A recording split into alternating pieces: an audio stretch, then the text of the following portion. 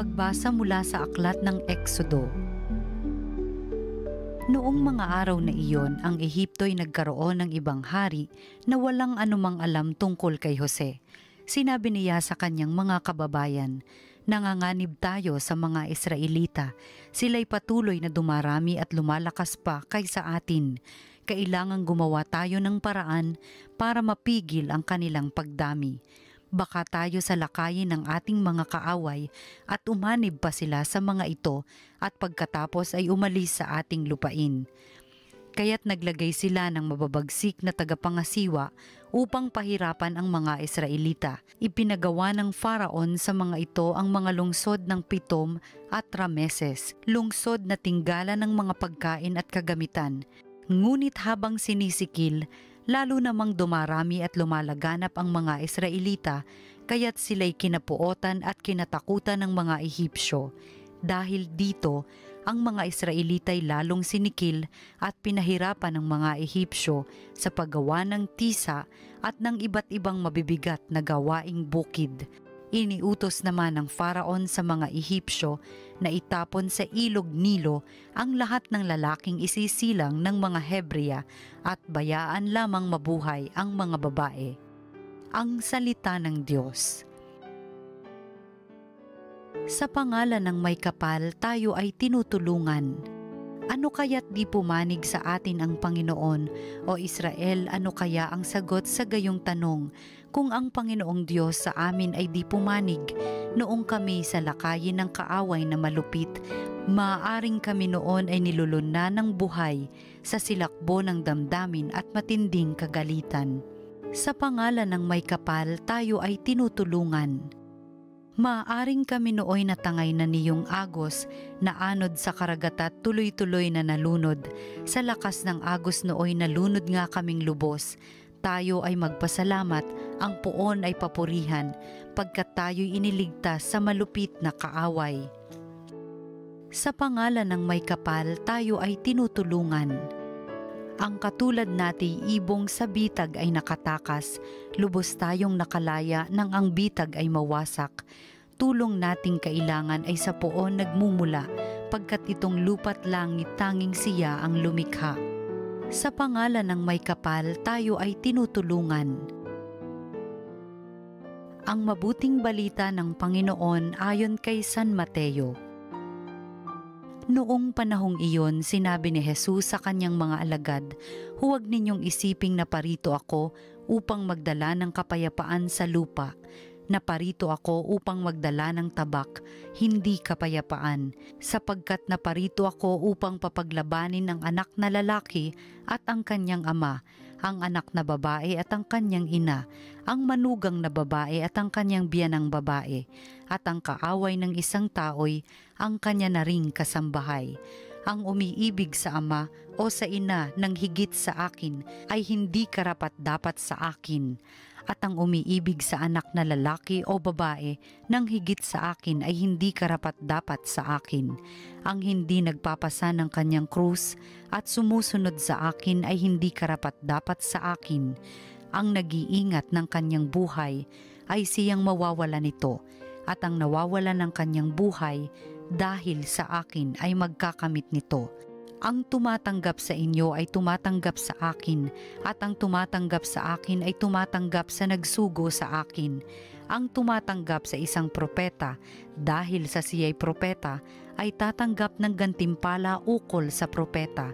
At ang tumatanggap sa isang taong matuwid, dahil sa siya'y matuwid ay tatanggap ng gantimpalang nauukol sa taong matuwid. At sino mang magbigay ng kahit isang basong tubig na malamig sa isa sa maliliit na ito, dahil sa ito'y alagad ko, tinitiyak ko sa inyong tatanggap siya ng gantimpala. Matapos tagubilinan ang 12 alagad, umalis si Jesus upang magturo at mangaral sa mga bayang malapit doon. Ang mabuting balita ng Panginoon. Pinupuri ka namin, Panginoong Hesukristo. Mga kapanalig, narinig po natin ang mabuting balita para sa Lunes na ito ng 15 linggo sa karaniwang panahon. At ang mga pananalita po ng ating Panginoon ay tila nakakagulat. No? Sabi niya dito ay, hindi ako naparito upang magdala ng kapayapaan sa lupa, kung hindi magdala ng tabak, hindi kapayapaan. At sabi niya, naparito siya para paglabanin ang anak na lalaki at ang kanyang ama, and so on and so forth. Pero bakit po ganito ang pananalita ng ating Panginoon? Well, alam naman po natin na sa ating pong pananampalataya at pagsunod sa ating Panginoon ay may kasabihan na unahin natin ang Diyos at ang lahat ay malalagay sa kanilang tamang kalalagyan o tamang lugar. Kaya't ang nais lamang siguro mensahe ng Panginoon dito ay uunahin natin ang Panginoon. At kapag siya ang ating sinundan, siya ang ating inuna, ay marami din po talagang ay tutuligsa sa atin. Hindi po lahat ay sasang-ayon sa ating pananampalataya, sa ating mga uri ng pamumuhay. Ngunit, ganun pa man, kailangan nating panindigan. Manalig tayo sa Panginoon at ay pangatawanan natin ang ating pananampalataya.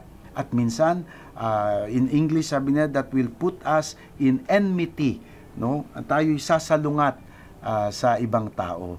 Sapagkat nga po, di ba't sa isang bahagi ng Ebanghelyo, sinabi rin ng Panginoon, you are of this world, but not of this world. No, tayo'y nasa sa daigdig, ngunit hindi kayo para sa daigdig. Ibig sabihin, ang tinuturo sa atin ng Panginoon, ang buhay na kanyang kaloob sa atin, ay minsan sumasalungat sa kultura, sa ating sa kagawian ng ibang tao, ng daigdig. At kailangan po tayong maging matibay sa ating paninindigan ng ating pananampalataya. Ang pangalawang bahagi naman po ng Ebanghelyo ay narinig natin kung paano sinasabi ng Panginoon, ang umiibig sa ama o sa ina ng higit sa akin ay hindi karapat-dapat sa akin. Na ganun nga po sa ating pagsunod sa Kanya, God will always be first. At all the rest will follow na lamang. Hindi naman po niya sinasabing hindi tayo magmahal ng ating pamilya. Hindi niya ibig sabihin na pababayaan natin ang ating mga mahal sa buhay. Ngunit dapat lamang po na ang lahat ng bahagi ng ating buhay ay napapangatawanan o nagagabayan ng ating pananampalataya kay Kristo. Nawa, Panginoon, mga kapatid, ay maging malinaw sa atin ang mga katuruan ni Jesus nang sa ganon ay mas tama nating malalakbay ang ating pananampalataya. At ang pangatlong bahagi naman ng Ebanghelyo ngayon, ang sinasabi niya ay, ang tumatanggap sa inyo ay tumatanggap sa akin.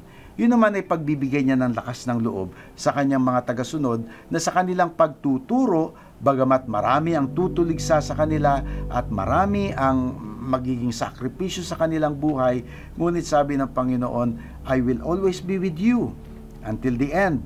At dito nga po, kapag may tumanggap sa inyo, ako na rin o siya na rin ang tinatanggap.